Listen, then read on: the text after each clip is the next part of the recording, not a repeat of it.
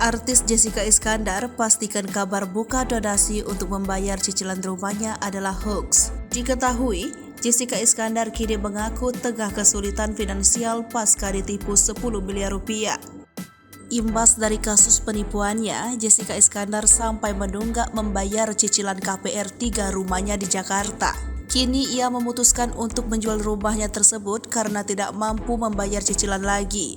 Baru-baru ini, beredar isu yang menyebut istri Vincent Verhaeghe membuka donasi untuk membayar cicilan rumahnya.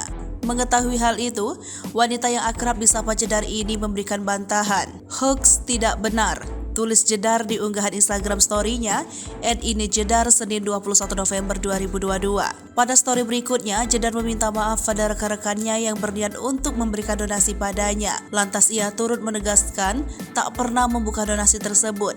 Ia pun berpesan supaya tidak ada yang tertipu dengan berita hoax tersebut.